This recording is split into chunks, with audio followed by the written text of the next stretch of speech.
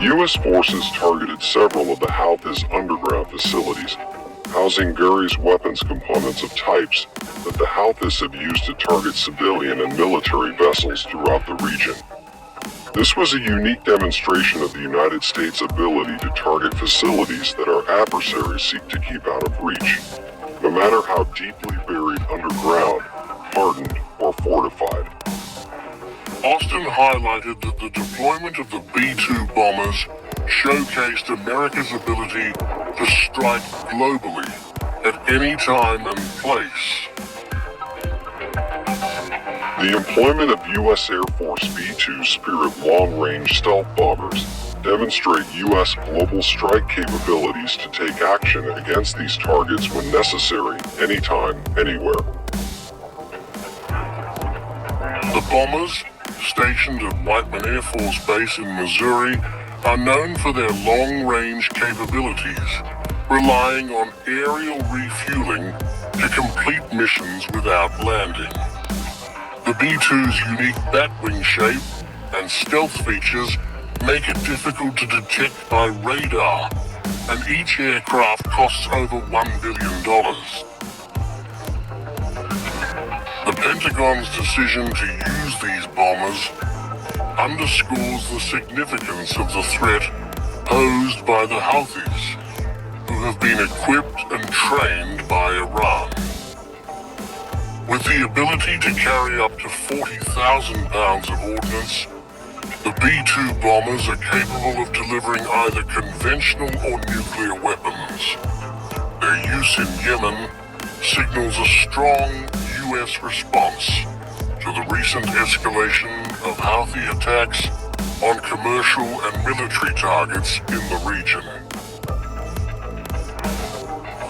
This strike comes as tensions rise between Israel and Iran, following Tehran's launch of 180 ballistic missiles at Israel earlier this month.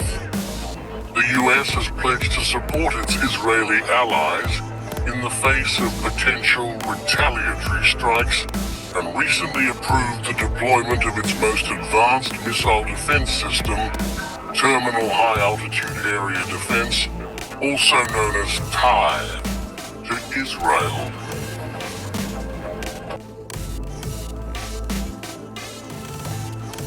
A heads up here for some moves that were just made by the Pentagon that slid under the radar for the most part. Most people don't realize what they've done here. The Pentagon issuing a federal directive that now allows the military to use lethal force against Americans. And we'll take a look at this here. We'll go down to page 13, and it starts to speak of here of what the Secretary of Defense has in his power.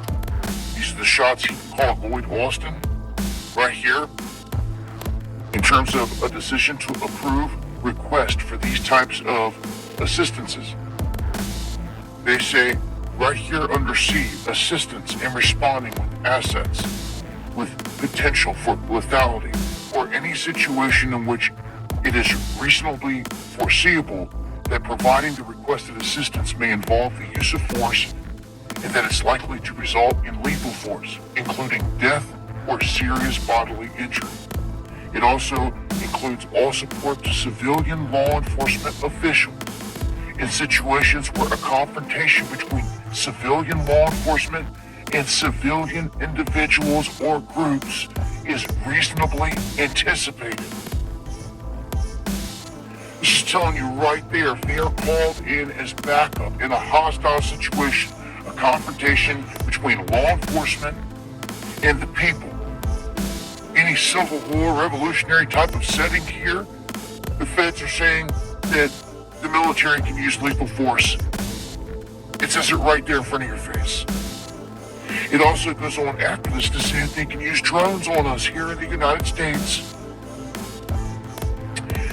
People, you better wake up.